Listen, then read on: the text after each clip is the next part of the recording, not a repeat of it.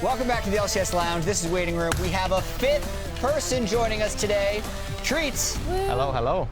He's still here. I am. What do you mean he's still here? He made playoffs. Oh, okay. Yeah, congratulations. True. I thought you were going to say it just gets booed. Yeah, we thought last week we'd seen the last year. Not the case. Yeah, I mean, vacation time ended up on the broadcast. Good times, good times. Yeah, played some golf yesterday. It was great times. Anyway, we got the playoff bracket. This is what is ahead of us the next 4 weeks. We have 8-team double elimination for the top 6, single elimination for the bottom 2, LCS championship. Love to see Let's it. go. Yes, sir. 4 weeks of playoffs starting today. There's only 2 series this week, and then Correct. there's 4 next week, Thursday, Friday, Saturday, Sunday. Yep. 2 weeks from now, also 4 days before finals week. No one's getting kicked out this week. Yep, follow the dates on the bracket. Thursday to Sunday will be next week and the week after, and then the actual championships will be Saturday, Sunday on August 19th and 20th. Also of note, this entire playoff bracket will be played on patch 13.14. 13.14. Yep. 13, 14. The biggest things of this patch, 1.14. Arena was introduced. We got to see a new champion. What augments are best for playoffs? Yet none of those things are available for playoffs, so honestly, kind of a small patch for LCS. Yeah, I think, Kindred's small nerfs, Aatrox buffs. There's a couple things that people have their eye on, but we'll have to see how it actually comes through. A lot of system changes too. So a lot like for instance, Magic Resist on Spear Visage got a little bit higher. Blue buff and red buff both got changed, so it's nerfed earlier, stronger later on in the game, Yeah. specifically blue. So like there's a lot of small changes. And when I see that, it's like people won't understand it this week. Yeah. Maybe not next week, but then you'll start seeing bigger, like people are like, actually, Aatrox is pretty good in this specific matchup, and you'll start seeing a lot more like noticeable differences. So I'm looking forward to seeing who innovates the fastest. We might actually see Hauntzer play Aatrox today. Yeah. Oh. Maybe. Or Revenge. And I also feel think like Revenge we're gonna might. have a whole month on this patch, so we're gonna spend more time talking about it if it does end up having a big influence later on. Yeah. Biggest news this week, I think, was the LCS All-Pro. So let's take a look at this. Let's Get go. him up there. Celebration for the All-Pro first team. Congratulations, Licorice, Blabber, Jojo, Berserker, and Huhi. First thing I want to point out is first team for Huhi in his career. Long career. Pretty Yeah. crazy, like from mid lane, in which he and CLG were like the best in the league at times, but like never really got the recognition, of course, like behind Jensen and Bjergsen for a long period of his career. Now in support, gets that recognition. Yeah, I think he had a really good split. In general, when I played here in NA last, I thought he was a really good support. Him and Stixxay were a really big threat in the bot lane, I think. And now I think every other support has kind of dipped his level, and he kept going up. So I think this was definitely his best split so far on support. Yeah, let's roll through to the second team and then third team before we open up to a wider discussion. Summit making the first Team Liquid appearance, and then the rest of the Golden Guardians showing up. First team and second team All-Pro. Does that make them the best team? Should. In theory, they got all the best players. Yeah, let's see the third team then. More of Cloud9 popping up in Yeah, third team. all of Yeah. Cloud9 first, second, or third team. EG and TL.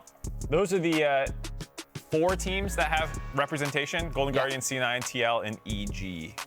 Yeah, no Energy or TSM players made the top 3. They did receive votes, though. All of the full voting breakdown can be found on lolesports.com, including basically everyone who filled out a ballot, everything they voted, if you want to go and compare that. But Yep. I did want to talk a little bit with you, Treats, about the differences between maybe your perspective on the voting from what the players and coaches did versus what the results ended up being. And also what was funny is the Discord All-Pro that we did last week was exactly correct.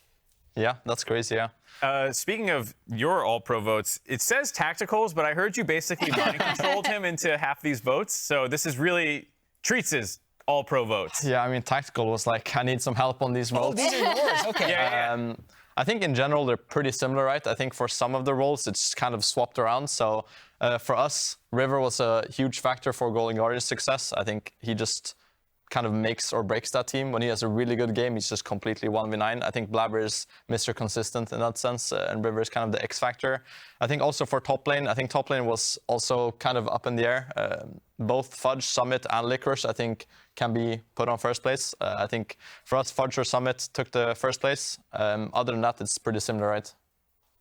Emily? Yeah, I mean, I think the big thing here that stands out in terms of, there are two things. One is Fudge first team and Licorice third team. But then the other is, and I saw a lot of community discussion about this, the difference between the fact that Broadcast heavily voted, or I think we all did, put Blabber 1, River 2. Yep. Whereas like most coaching staff and players put River 1, Blabber 2. So as someone who's kind of done both things, where do you think the biggest difference is? Because I have my suspicions, but I wanted to ask you first. Maybe it's also the thing of knowing that Blabber is really good, and I think River kind of coming in as a strong force, like forces him up in the rankings, so to say. I think it's also just the fact that Golden Guardians without River would be a way weaker team. Obviously, so would be the case with Blabber and C9, but I think Blabber being a known factor and then River coming up and kind of smurfing NA, I think is the biggest difference for me.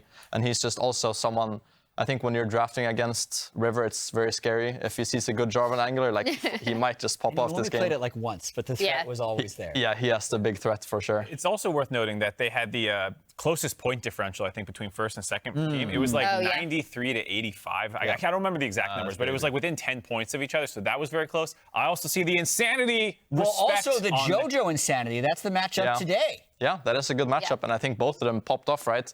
I mean, insanity for TSM, every time he got subbed in after the Ruby situation, he came in with a lot of force and a lot of cool picks as well. And I think he just kind of made that team go from meh to like very solid in a lot of their games. So that would be really exciting to see today. And I think the one that had a lot of variance was top lane. And it felt like a question of who you valued the most in a top laner as JoJo's going off. Trying to break his keyboard. Mid laner energy, huh? A I little see bit too much Kelsey just energy. laughing at him in the background. I'm looking for the caffeine. There's nothing there yet. But like, what do you value in a top laner? Because Summit was the easiest case for that, who excelled in lane, but then past laning phases where people docked him a lot. I mean, Summit's lane is definitely his biggest strength. I think he comes with a lot of aggressiveness and a lot of pressure in lane, and I think that's what makes him stand out in top lane, as opposed to like Fudge, who he had, honestly, for his standards, not the best split, but he had a pretty solid split all around, and he's very consistent and can play multiple styles, etc. But for me, I probably personally would put Summit first, just from his lane pressure. Yeah. But what I personally value is honestly consistency. I think top lane is the Mr. Consistent role. If you can play multiple styles and be consistent, then you're the GOAT. There it is. I also think it's just worth noting that every voting group has its own little biases. Like Broadcast doesn't see scrims, doesn't play against them. We see what the camera sees as it moves around the map, and we miss like most of laning phase for most pro players.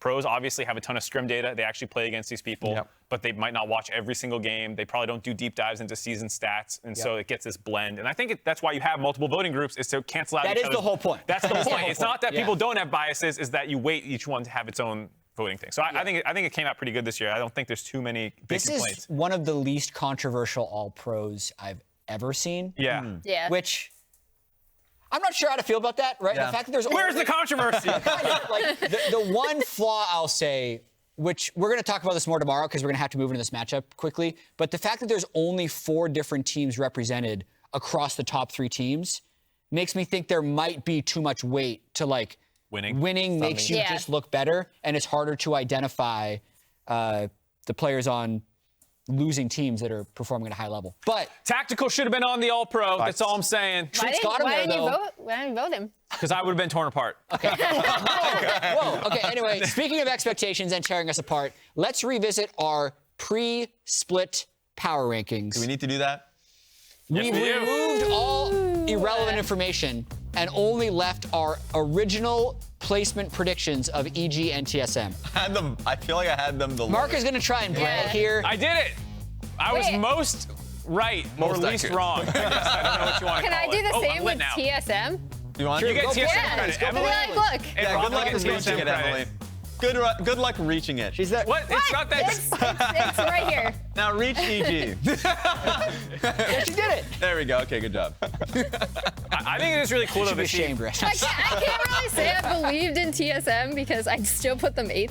Yeah. But hey, I mean, even put for them us higher. who are the believers, we're still like 2 or 3 points or positions lower than a lot of these teams end up being. And I think it's cool that this is our first round matchup that we're seeing in the winner's side bracket. 2 teams that people basically completely slept on. Yeah, and I think part of it was all these teams ended up harnessing the motivation of expectations and using it for the greater good of their team. Like, I definitely felt a lot of nobody believed in us from TSM at the very start. Like, hey, we're actually not the worst. Or even for EG, the fact that every player on this roster had something massive to prove. Yes. Because they all struggled in spring. And we actually went through all 6 players that played for EG and where they were in spring versus where they are now. So on the very right, you see now 3rd place, 12 and 6, but each individual had some rough stuff going on in spring.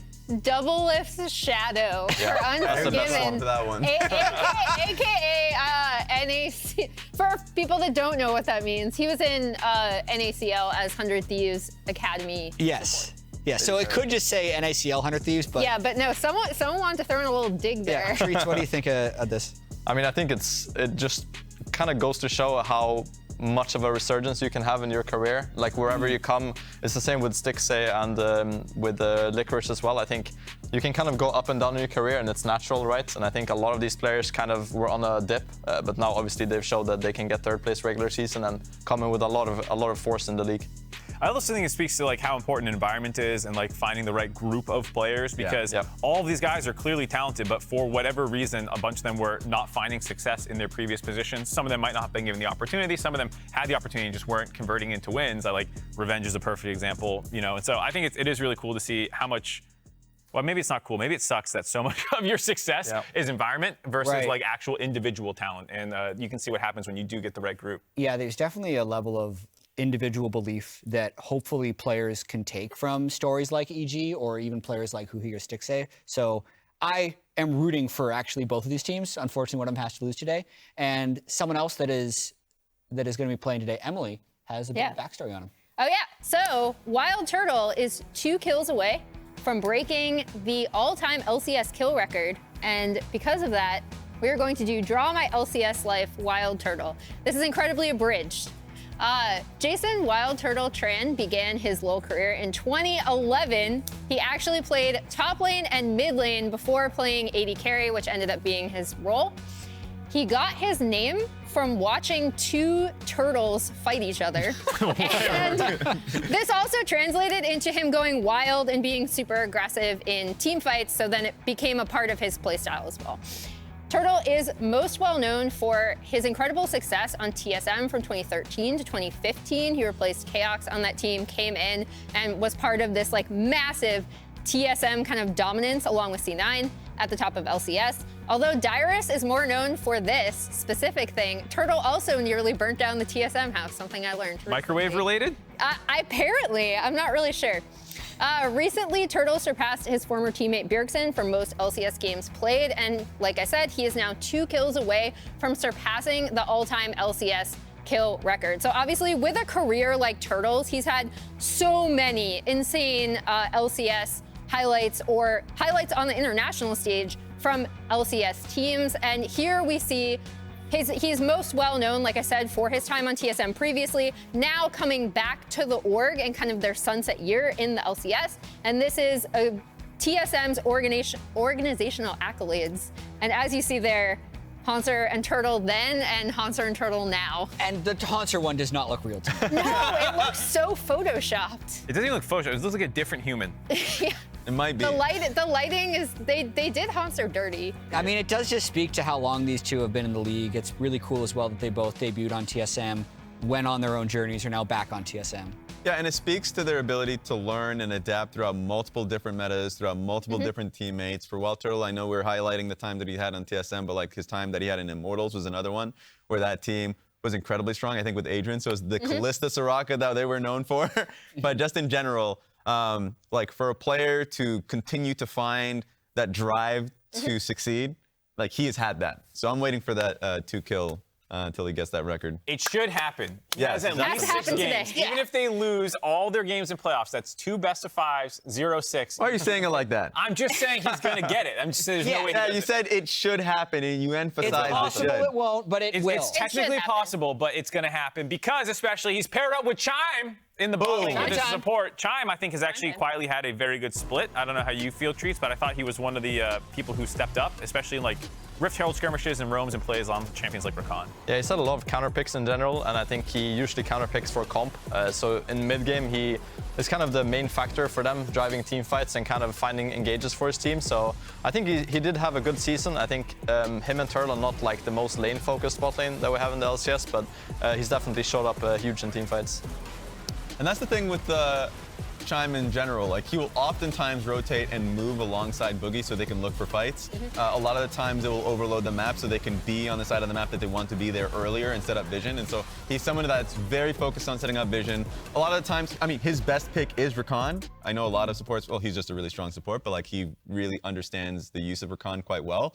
And then if they're playing a different comp entirely, they'll go Renata. And it feels like he is really good at being able to set up engages and knowing when to flip the switch if they're, for instance, clearing a ward that they think they can fight for. So I really like that about him, and I think it sets the team atmosphere of, no, we're here, we're playing for Dragon, we're sacking top lane wave to do it, Hauntzer's here as well, so this fight better work. Rip Hauntzer. I think I'm glad you brought up Bugi as well, because I think Chime has been trying to find these roam timers to meet up with Bugi, and a large part of that is because Insanity, right, who started as a sub for Ruby when he couldn't get in, ended up being the team's starting mid laner, has performed super, super well with the team, and here are He his did make the stat, but it's a good one. players per game, per win leaderboard. So we see Treats' own teammate and lane mate there in Tactical all the way at the top. But Jojo and Insanity actually are both at exactly 500 for this stat. And I can't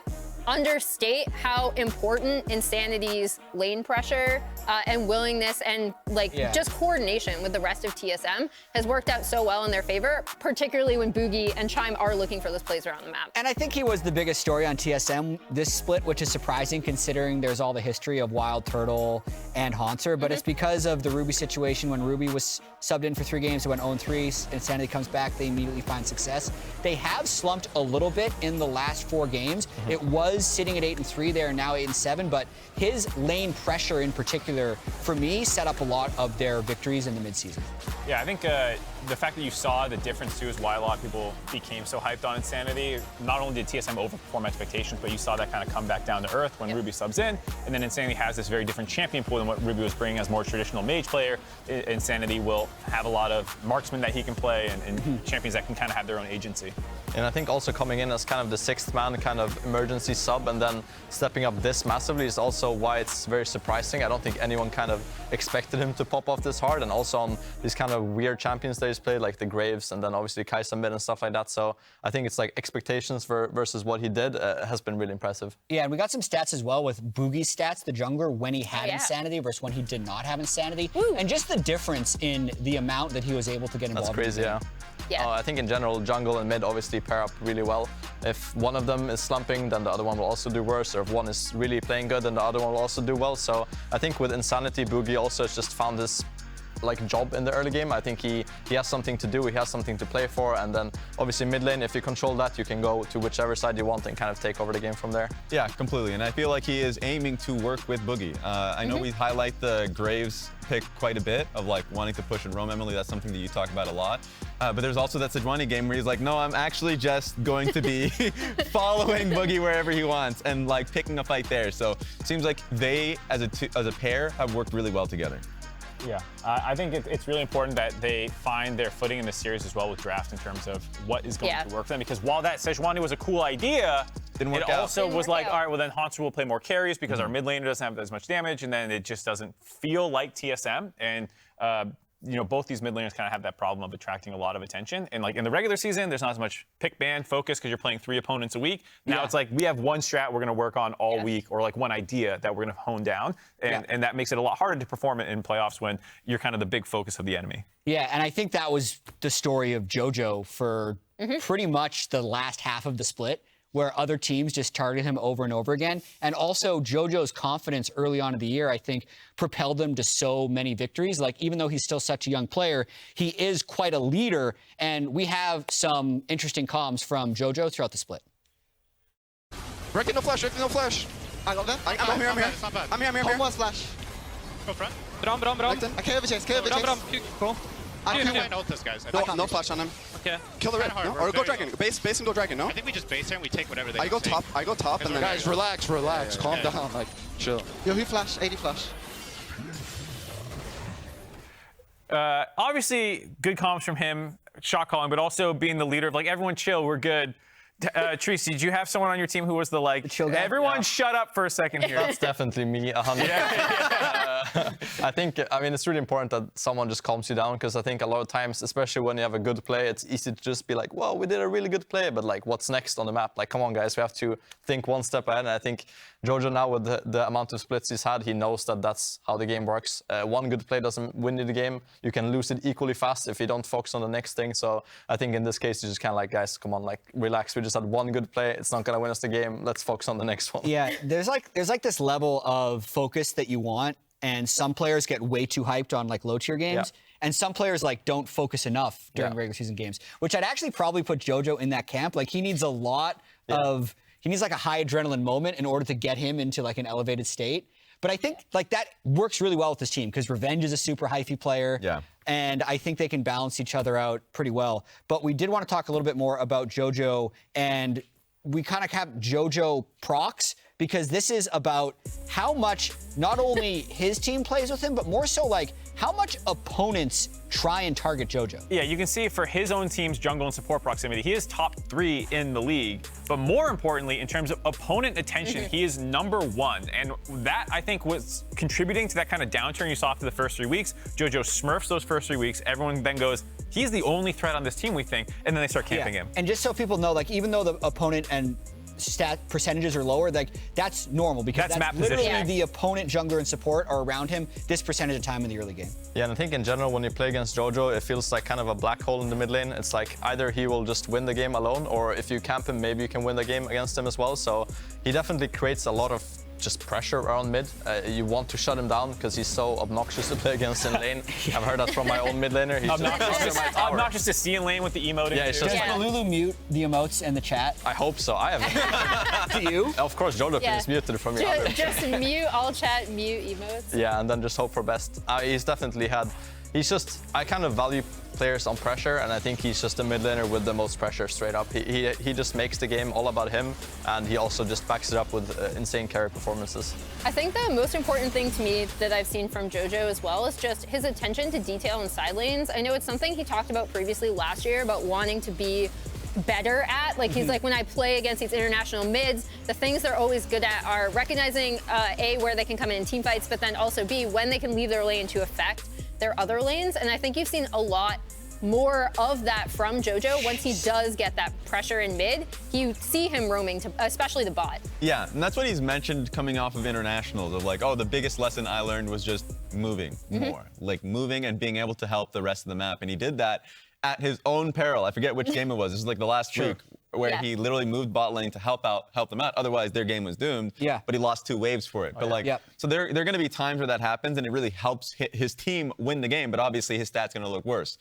So I think he is definitely first team All-Pro for a reason. Yeah. Might be MVP Pyong soon. So I'm interested in see where that goes. We'll see. He did help his team to 3 wins last week, which got him Player of the Week, and Emily sat down with him earlier. Take a listen. Welcome to another MasterCard Player of the Week interview. I am joined by our Player of the Week this time, Jojo.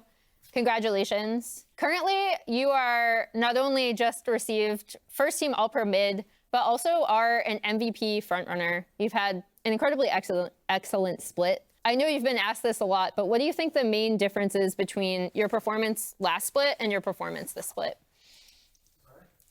I mean, honestly, everything. Like, my performance and everything this split has been better than last split. I think last split I was just, I don't know, I'm just dumb. So I was just not taking it too serious, which I shouldn't have, obviously. And I was also bad in a lot of aspects that I wasn't improving on fast enough.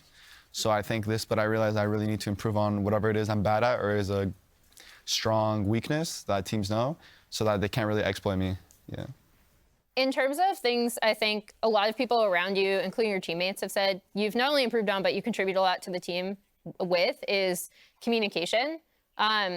More specifically, you've now had to work with 2 junglers. So what's that been like in terms of how important mid-jungle synergy is in the game right now? Kind of telling both Armeo and Sheiden what you need from your lane, and then also what they can do for you?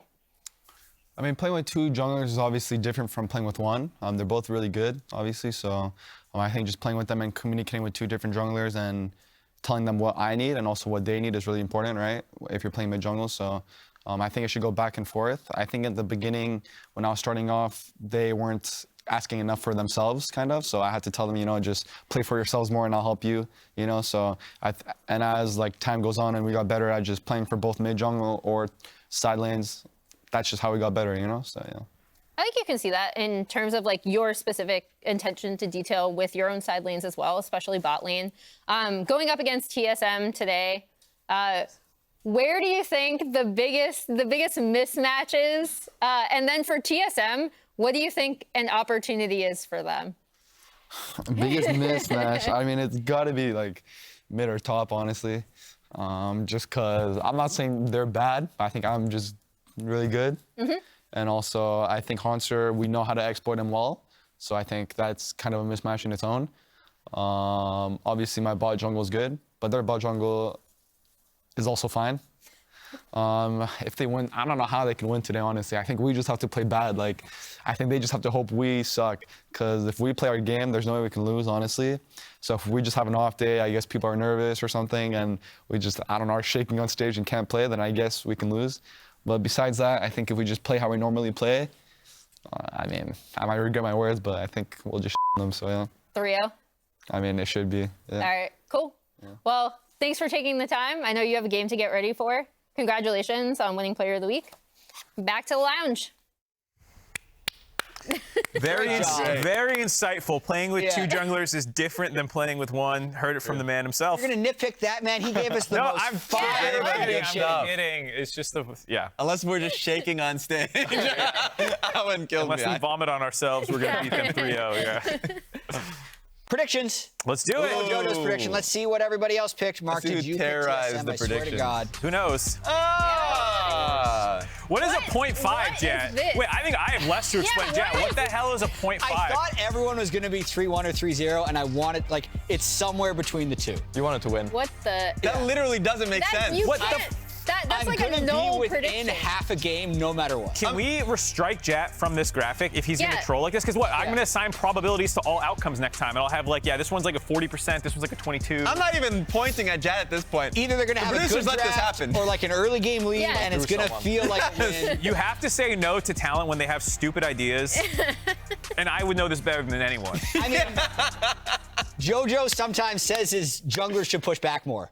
They just let me go with what I want. Half a game? It doesn't even make sense. You did TSM 3-0, Mark. I can at least defend. Like, no, you can't. Okay, go. I think that, they have great mid-jungle pushing. They're going to shut Jojo down. Chime loves to roam. I think EG is a one-threat team. You saw them go on a 4-game loss streak. Treats, what do you think about this guy?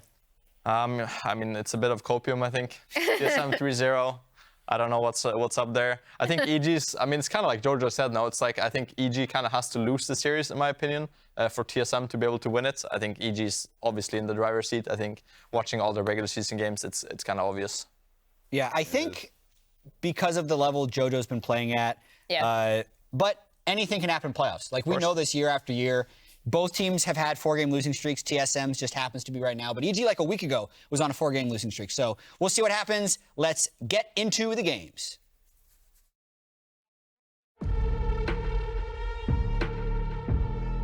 Playoffs provides the opportunity for you to make a name for yourself, for you to make a legacy. It comes down to 1 best-of-5. That can just decide if you're going home or if you're continuing on. I think we all know we have the potential to win, especially this split. I think there's a huge difference between regular season and playoffs because I feel like that's when everyone's watching. That's when the games really matter. Testing your limit and seeing how you can improve. In playoffs, if you play bad, doesn't matter if you get better because you're out.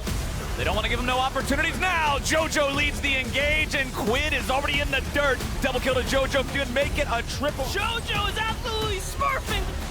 Stakes are much higher, you're playing for much more, you're playing against the same team for a multitude of games. I just think the best games of my career have been in the playoffs. Even more here. Jensen's going for more onto Bugi. He throws down the Riptide. Chime and WildTurtle both get locked. Jensen goes golden and the root onto Tomo. Yeah, the initial burst was good there from Dignitas, but Turtle cuts through the...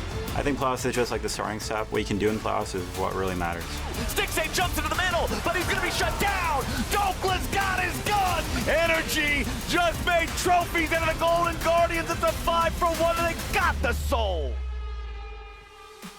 I think it just depends on how well players can take these high-pressure moments. Just winning the championship and going to Worlds and versing the best teams in the world, that's what makes playoffs special, you know?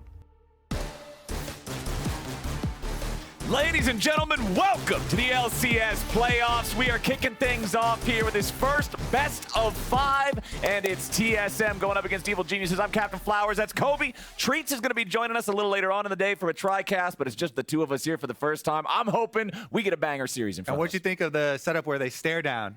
I like it. We get some trash talk directly across at each other with the new setup. We got the round.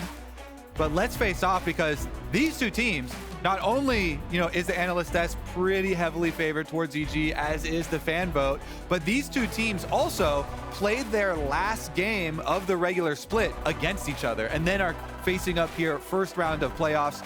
That game, of course, did go to Evil Geniuses. They were 2-0 in the regular season over TSM. That was the big Jojopyun back on Tristana again, and mid lane will be a big topic as we get into it. But looking at the pick bans already, top lane is another really big issue with these two teams. Jojo mentioned in that interview a little bit how they feel like they know how to exploit Hauntzer, and they already have banned away his Renekton, banned away the Rumble.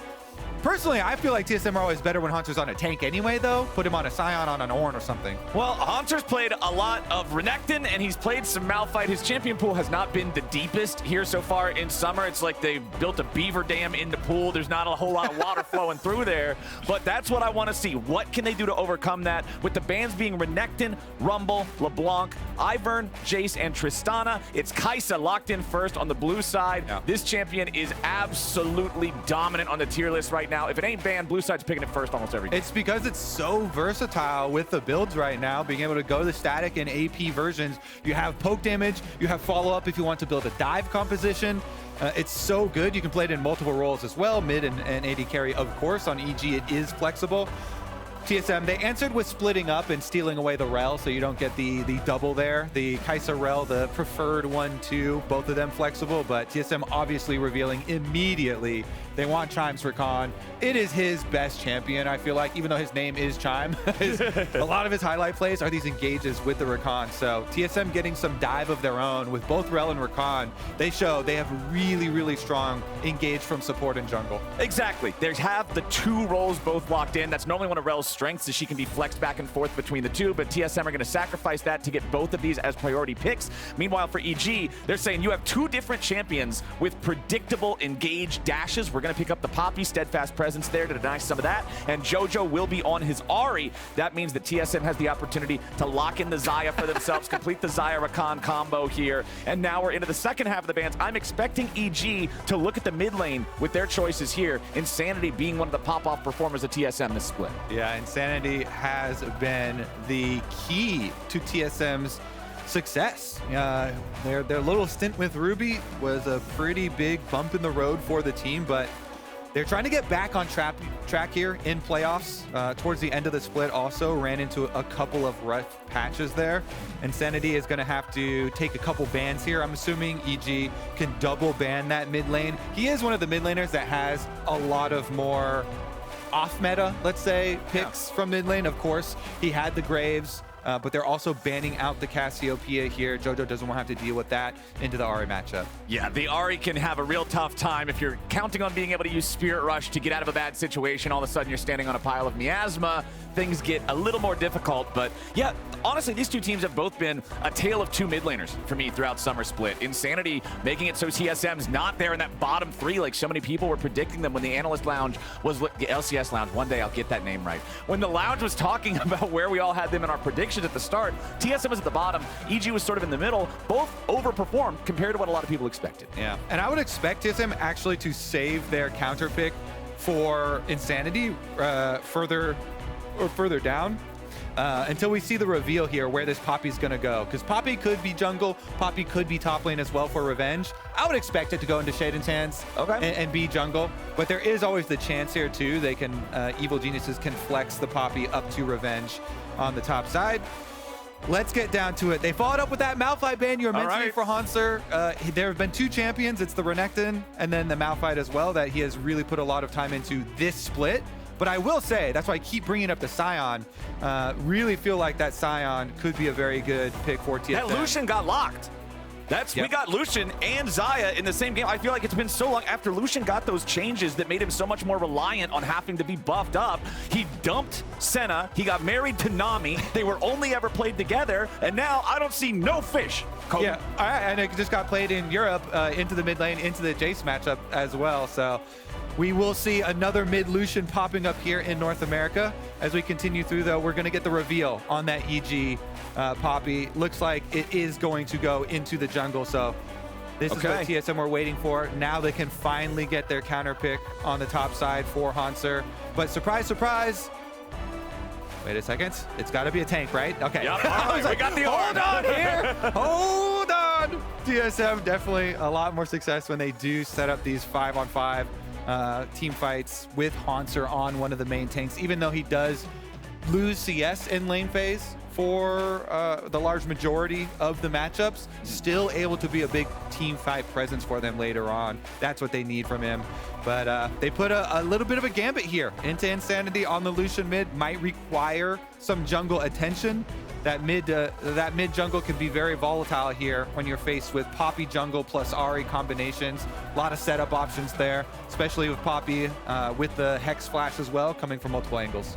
All right, draft is wrapped up for the first game, so viva la LCS! LCS in Espanol is the official Spanish language stream of the LCS. This new viewing experience is live on LA's Twitch and YouTube channels right now. You can scan the QR code or go to lolesports.com to learn some more. If you want to check out this series over there, or if you keep it right here, we're more than happy to have you. But the teams are just about ready to take to the Rift for the first time today. We've got plenty of engage on both squads. That's what I like to see. I want to see playmaking. It's a PvP game. We don't need no 10 minutes of farming. Put on the Circle of Fire if you have to, but I want to see both teams coming out the gate ready to go in this one. And both teams actually have a couple of defensive options too. You mentioned the Poppy for peel on the other side, the Xayah self-peel there as well.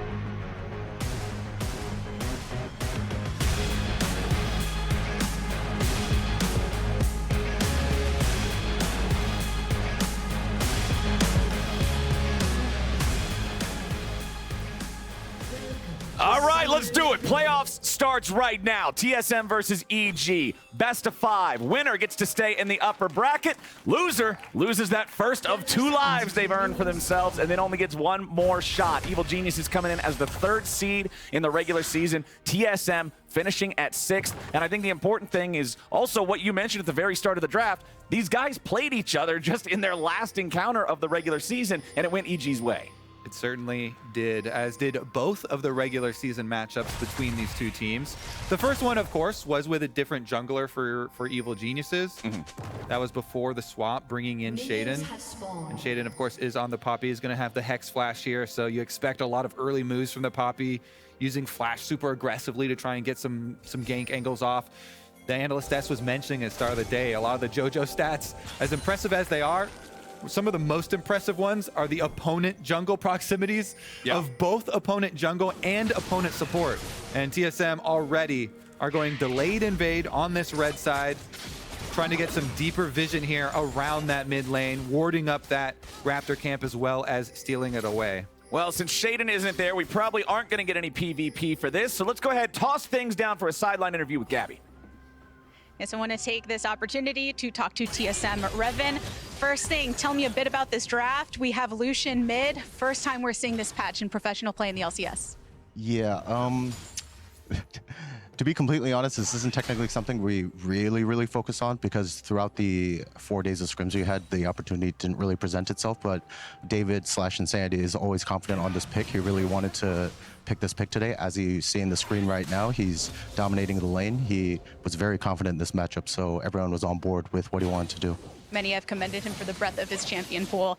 Now, when it comes to this specific matchup, it's a unique scenario. You just face Evil Geniuses at the end of the regular season, less than a week of preparation in the rematch. What are your thoughts in the best of 5 territory? I think we have a much more aligned goal as to what we want to do now compared to last week. Pretty much the entire 1-2-3 phase of pick and ban was... Oh, sorry. Yeah, my team got first blood. I'm really happy. That's all I care about right now. Yep, what a note to leave it on. Let's send it back to the casters as the action continues. Yes. got Bugi now in a problematic position as Sheiden's coming in, trying to stop him from getting away. Insanity moving over to protect his jungler as they leave, but no, Sheiden! He might just get shot to bits by Insanity. That last auto attack doesn't quite have the range. Now Insanity is in Jojo's clutches. The charm connects. I don't believe TSM's mid laner should have any way out of this, but he dodges away. The relentless pursuit getting him out. Revenge, revenge, revenge. Can he catch him? Revenge has to get him here. Flashing over the wall to guarantee that he gets it. So Revenge is going to tie this up as a 1-for-1. But holy hell, Kobe. Bugi's prediction on that shattering strike to get the first kill was insane. So good. Flashes at Jojo, but then Q's right back where he knows he's going to flash to. Really nice stuff there. Bugi getting active early. And he's doing it again. The crash down after the shattering strike. It's such a powerful combination, and piercing light will pierce Jojo's Ahri again. This is exactly why we highlight opponent jungle proximity, Flowers. At the very beginning of the day, Jojo is first. He's going to remain first after this game as well, because already Bugi there over and over again. The repeat gank is almost the best part of it too, because after that chase down, and dropping the extra death and the flash there on Insanity, they needed another visit from the Rell to really take control. As much as there are so many cool stats there for Jojo, and now we have a bit of an EG visit towards mid lane too as they try and even this out, there are some really cool ones for Insanity. Insanity actually has the highest kills per minute of any player in the LCS, and just goes to show how proactive he has been for TSM and what a big part of TSM's unexpected success for the split he has been.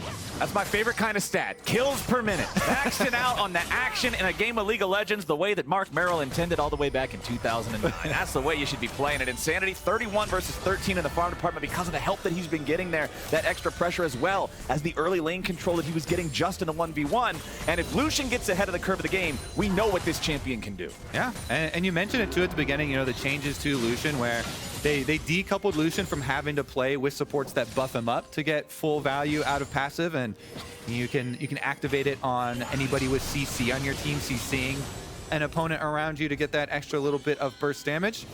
Jojo, though, gonna scrap together as much of the CS in front of tower as he can to try and catch back up as we get another visit. Look at this. There's just gonna be wars all game long fought over the vision on both sides of mid lane.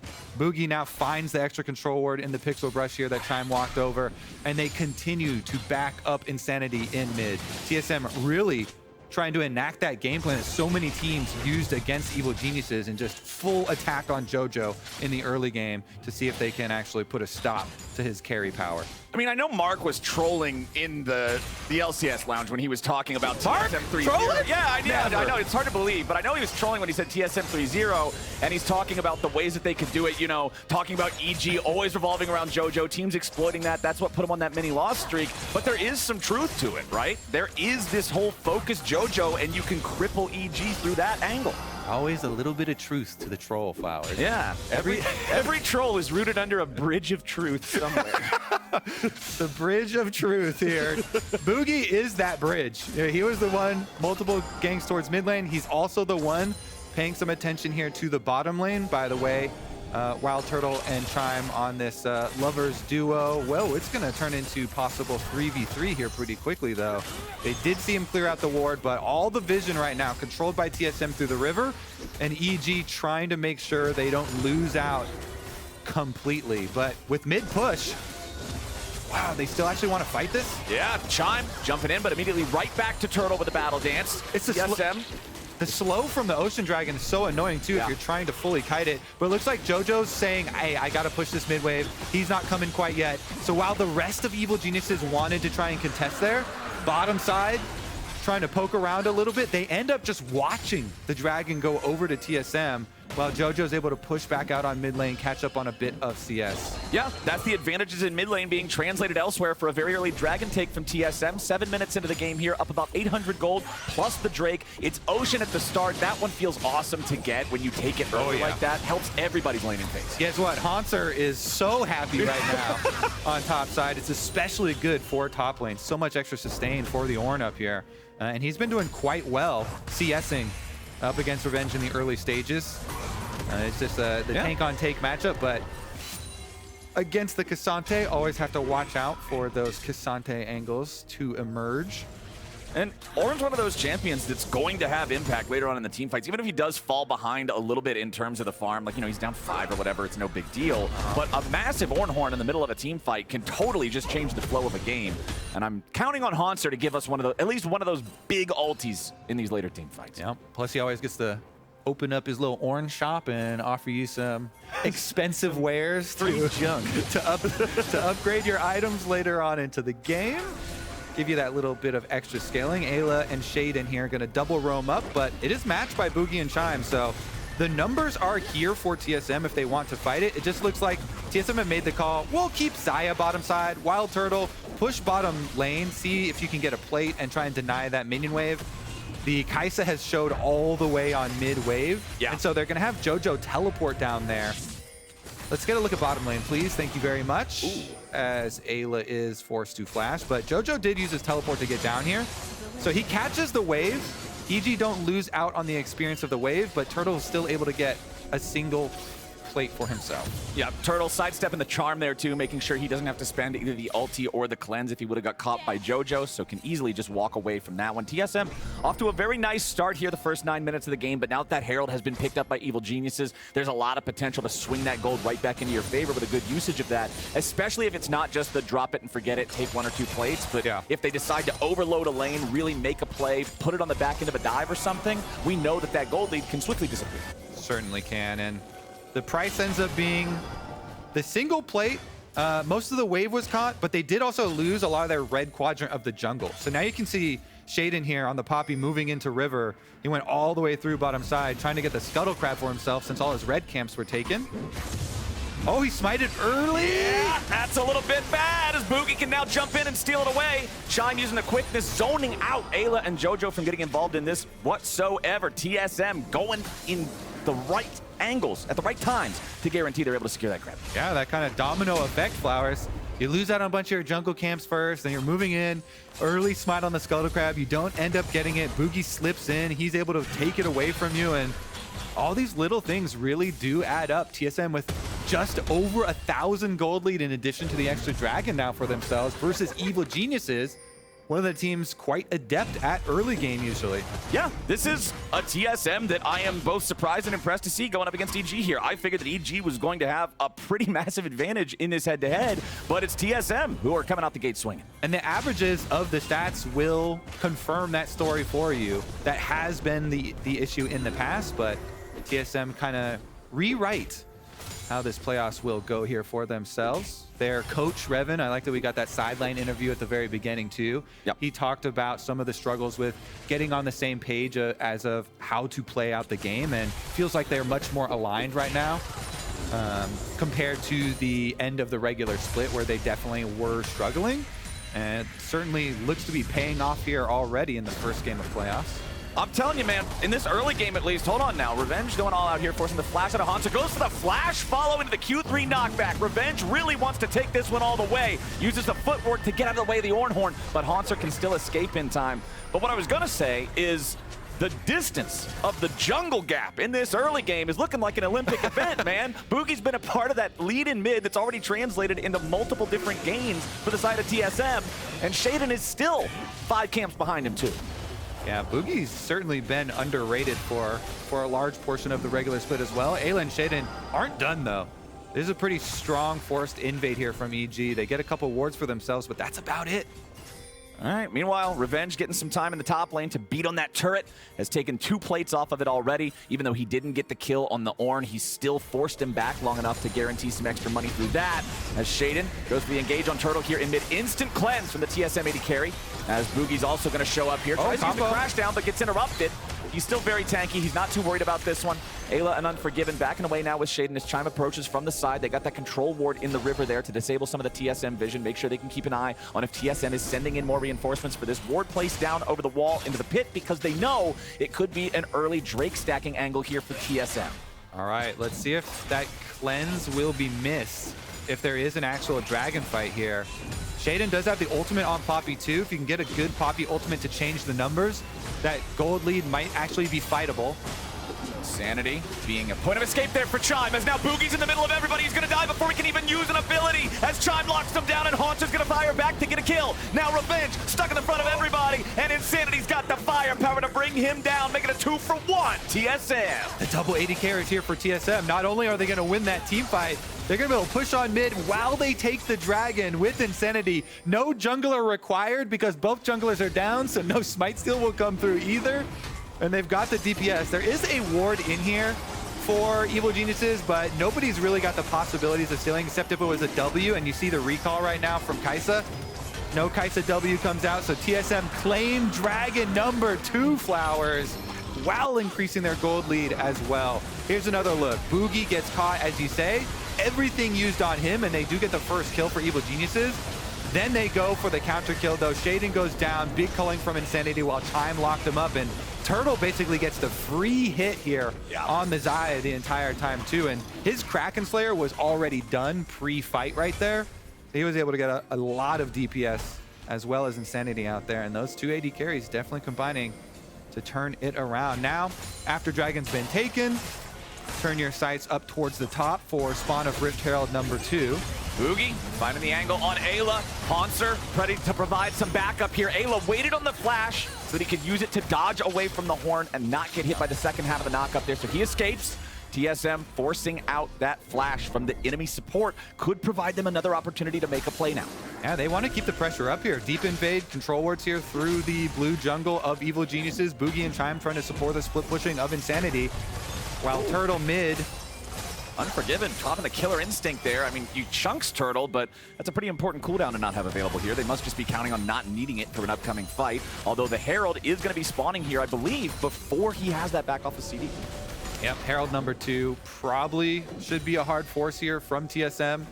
They've got the items to do it. Evil Geniuses move in first, though. Even without the killer instinct, they're able to get wards up now.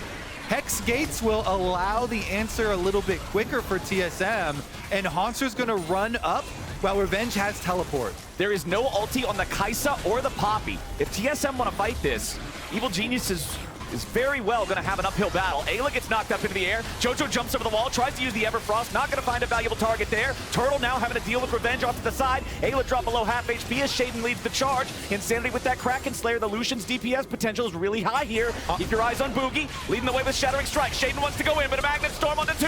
The feathers fly. Revenge will die. TSM have found the first kill, and Evil Geniuses is sent packing. You could see on the minimap TSM's communication around Hauntzer's positioning there. Really good kiting from the 4 members of TSM up to the top side while Hauntzer was too far away to ult.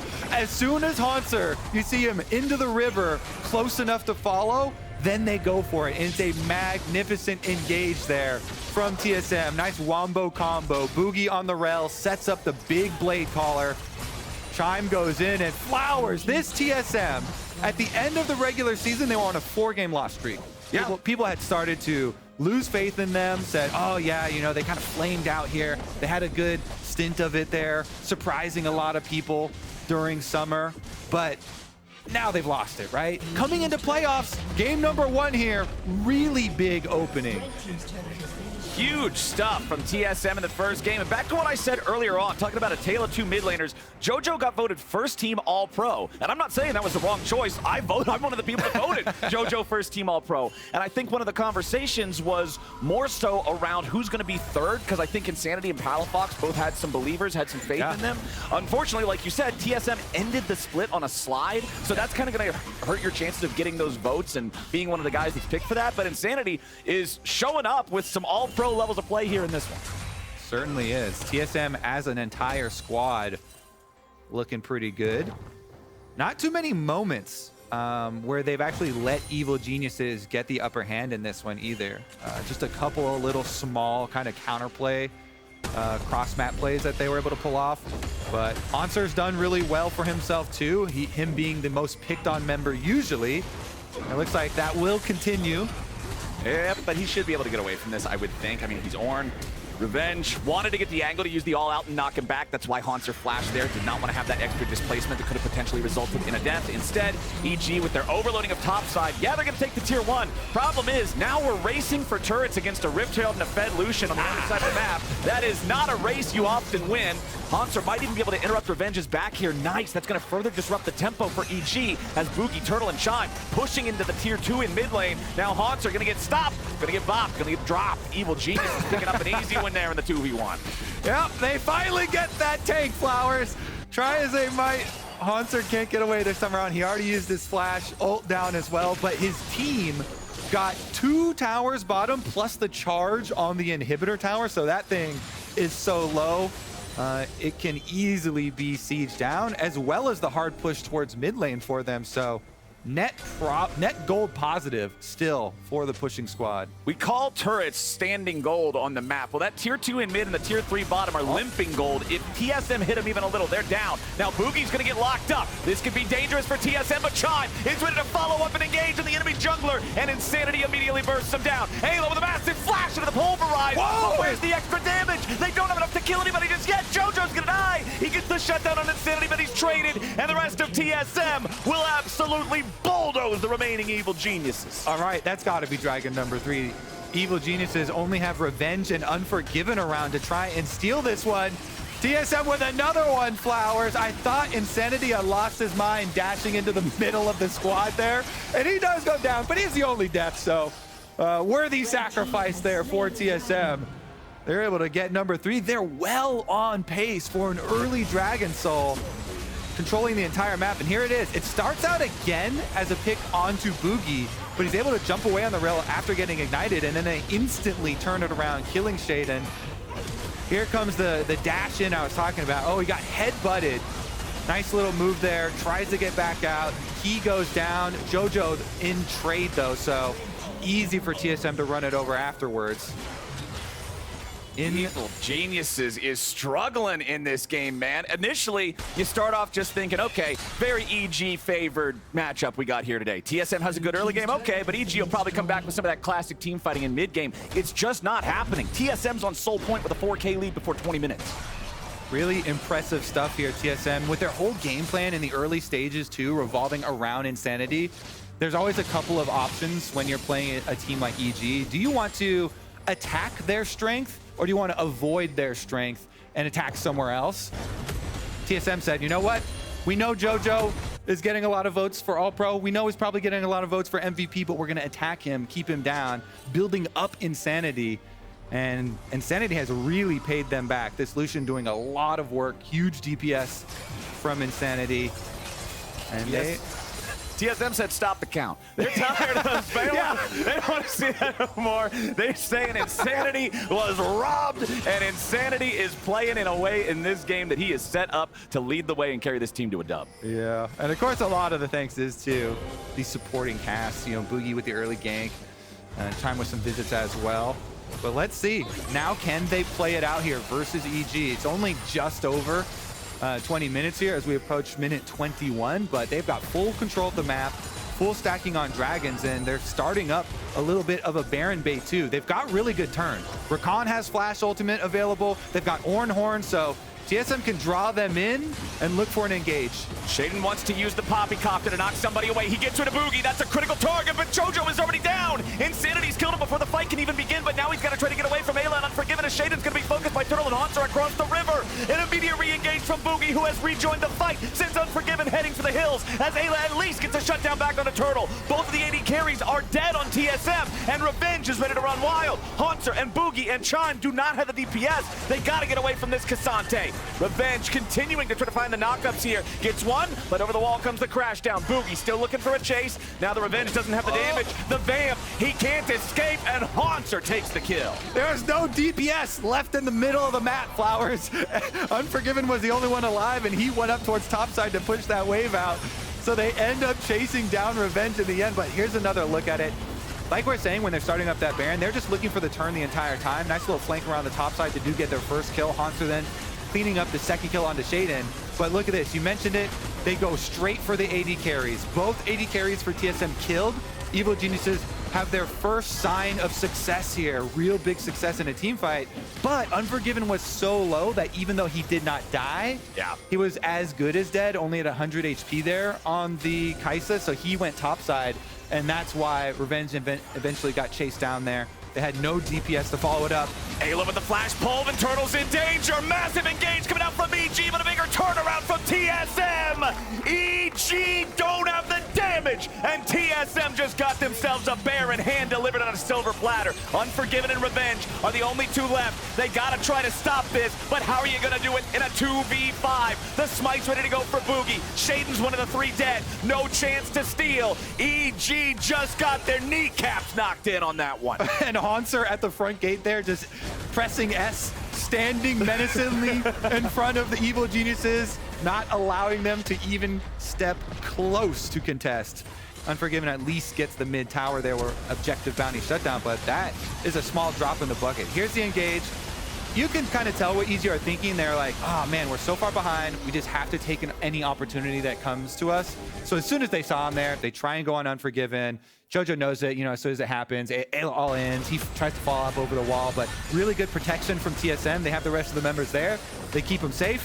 And now with Baron buff, we've got Dragon Soul arriving shortly.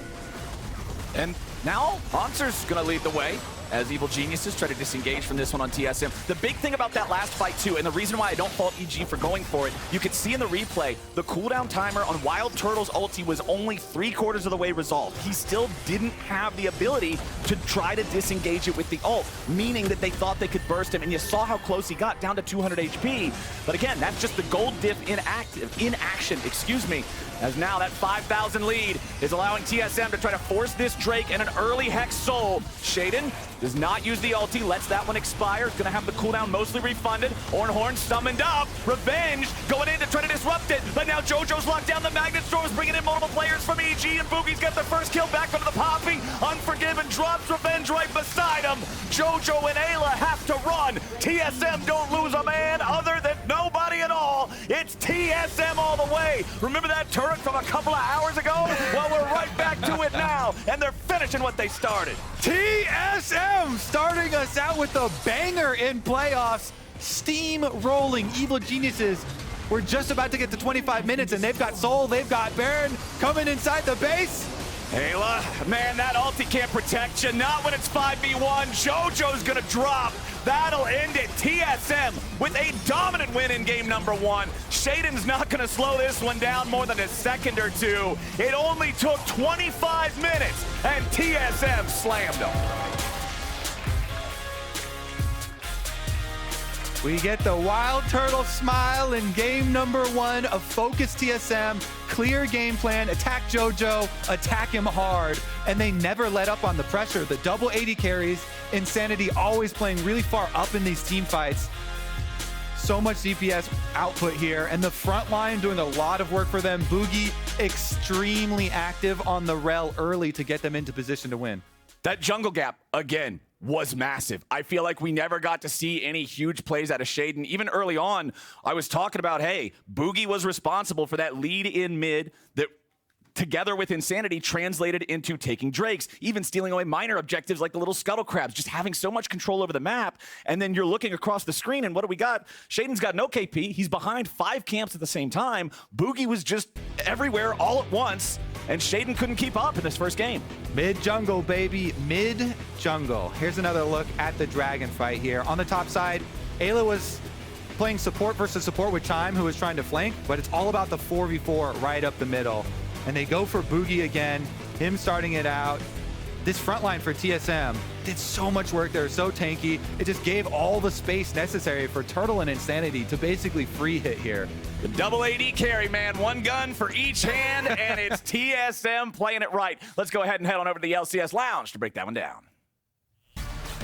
Thank you very much, Captainflowers. We're here with treats to break down what some might call an upset in game 1 for TSM, and it all started at level 1. Yeah, I think TSM's plan in early game was just really clear. It was counterpick mid with Lucian, have a lot of pressure mid, Bugi, look for a mid early play. And I think just from the level 1 ward that EG dropped, and then it got cleared here by Chime and Insanity. And I think when you don't show any more than just to support the mid, it's kind of like, oh, There could have been more people here, but we're not sure if they're invading. So when I start rolling this clip now and we see Bugi walking into the bot side jungle here, he's gonna go for the 3 camps, and then meanwhile this play is going on. Mid lane is kind of a disaster for EG, I would say. I think Insanity just found a lot of good trades, and Lucian early game, as we all know, level 2 power spike, etc., really strong. So after Bugi is just clearing all these camps, he's gonna go Raptors to red, and then obviously to Golems after, and look mid. And he's just, meanwhile he's doing this, he's always looking mid for sure. He's just clicking mid, seeing the health. Can I dive? Can I go bot lane, etc. He probably sees that mid lane is really low, and obviously I think Insanity is also calling it. He's like, I'm kind of having good trades on mid now. You can look. He goes for a play mid. He has a really insane flash predict coming up as well with this Q. Jojopyun is kind of doomed after this, I would say. He's 0 health under tower.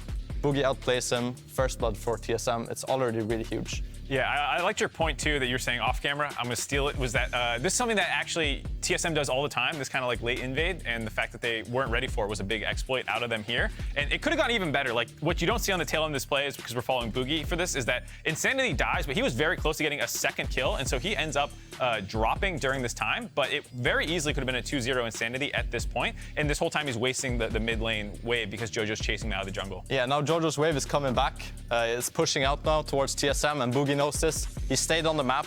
Jojo has to crash this wave or his game is over. And obviously TSM know this as well, so they come in for the repeat here and kill him once more. So after this game, it's already been 2 ganks mid. The wave is horrible now for Jojo once again. Insanity and Bugi have gone 2 kills. They're up a lot of XP and a lot of pressure. So in general, just a really clean plan from TSM. And I was surprised to see the Lucian counterpick work out, but they had a plan and it worked insanely well. So I think for the next game, EG will probably draft a slightly stronger early mid jungle 2v2. Because in this game, I think Bugi just kind of ran away with the game. I think it also speaks to what we were kind of talking about at the top of the day, where teams know that Jojo's the biggest threat. So get counterpick for that, early paths that focus on ending up near mid lane and actually trying to exploit that. So really cool stuff there. We'll see if EG can rally, figure it out, have a better plan for game 2. And as we get ready for that game, we have some exciting news about the finals. Thutmose, a contributing member for the True Damage when that came out, will be performing his hit song Run Wild live at the LCS Championships in New Jersey. Run Wild is also the theme for the Summer Playoffs, so take a listen.